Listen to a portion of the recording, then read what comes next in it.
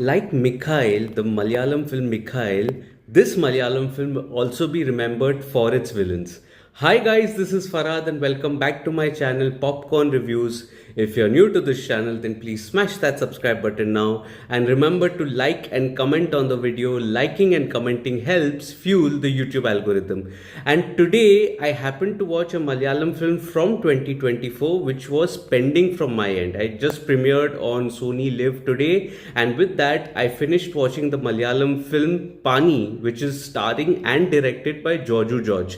Now, as I said in my introduction, that Mikhail, if you remember that film may not have been great, is what I have read. I haven't watched the film, but of whatever little I've read about it, it was about the character of Mako that came out and resonated with the viewers, so much so that there was a spin-off film in his name that actually worked as well.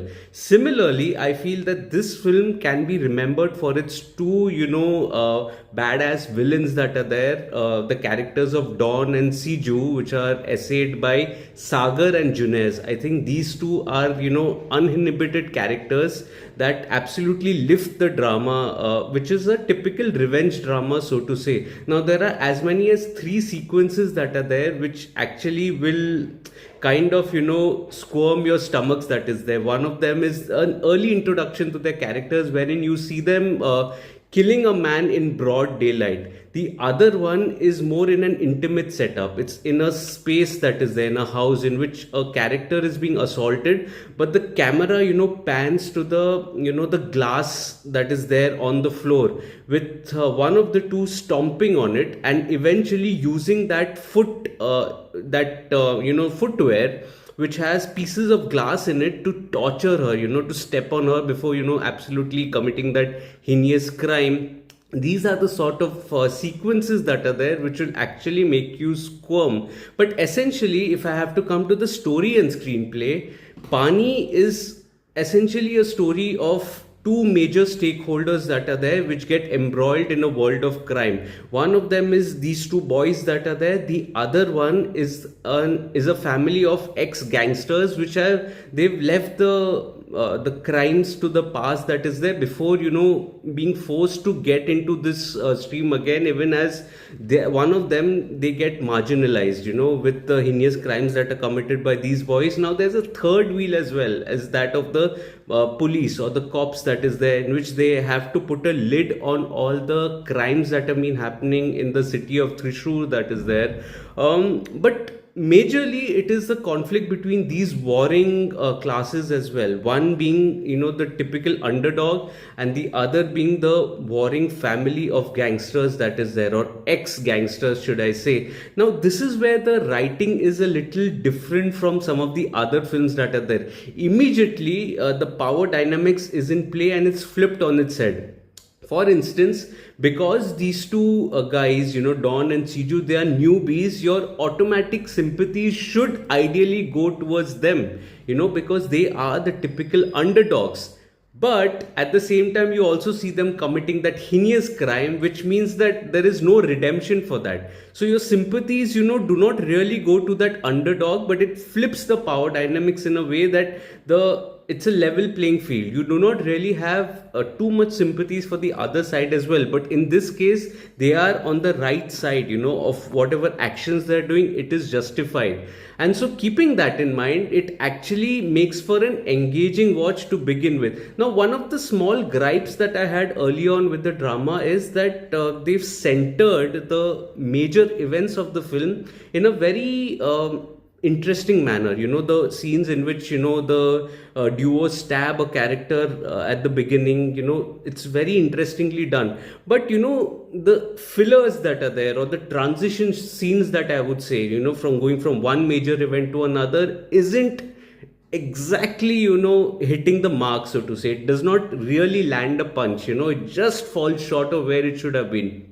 And that is where I feel that it was slightly inexperienced or slightly rough on the edges on the part of the debut filmmaker that is there, in which he could have, made it a little more interesting. For instance, I'll give you an instance. There is an entire sequence that, runs for far too long, wherein you see a character wanting to be the witness of a body that he discovers, as opposed to the two duo that are there as well. It lingers on for far too long for my liking. The other example that I can also cite is the love story between Joju George and his wife.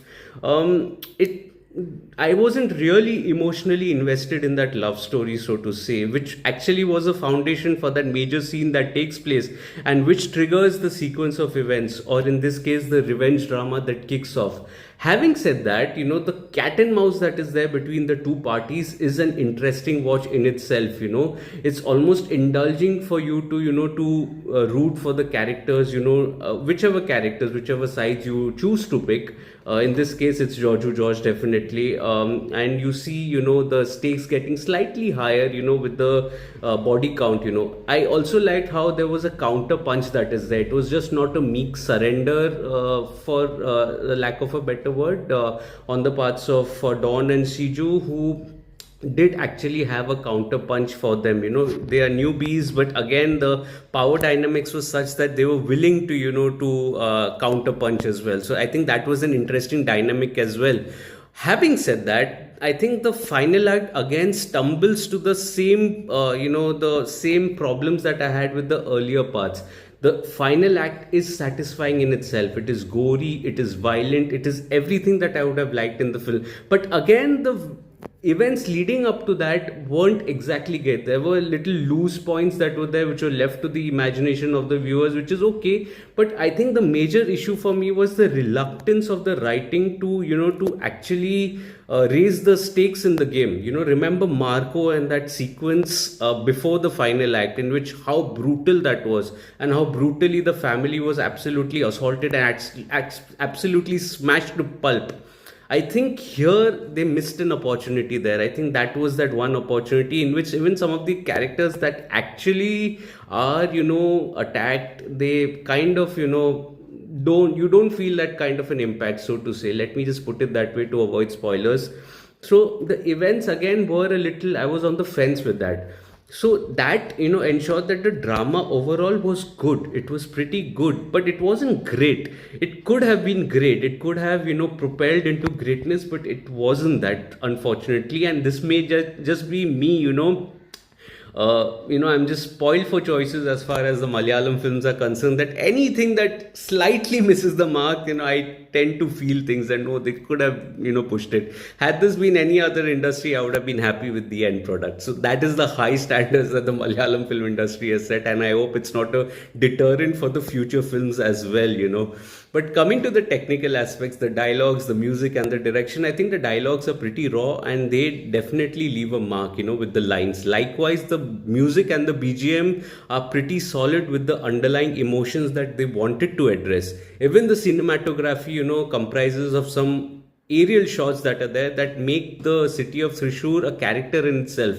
The focus also lies on a church, so to say, that is there, and that is symbolic of the family of Joju George in the film, who's a protector, so to say. Ironically, you see Dawn and Shiju on the terrace of that same church, and with their family name appearing in the background, and you see them discussing how they wish to take over the city. So that was an interesting anecdote right at the start and wonderfully expressed with the frames. The frames also, are gory and they do not shy away from the violence. The case in point being the final act that is there. Even the editing is pretty decent, and they definitely hold on to the emotional connect for most parts of the drama, not necessarily the shortcomings of the writing, but for the most parts of the drama. Director Joju George is definitely impressive in his debut outing, although you do feel that his direction is slightly rough around the edges. I mean, the transitions could have been a little better, but the main events are really well staged, and I think that is a sign of a director, a newbie director, a debut director who knows his stuff, and definitely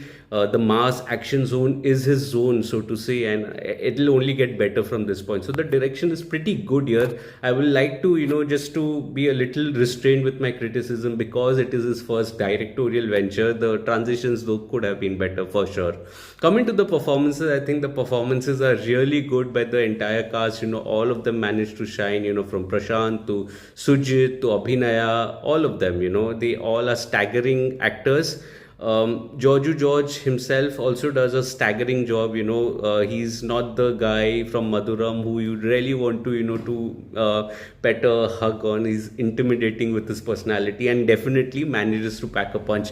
But the two surprise packages for me are Sagar and Junez, who play the roles of Dawn and Siju. I absolutely love those characters that are there. Pretty eccentric, pretty unapologetic, pretty unabashed, and they definitely manage to leave a mark.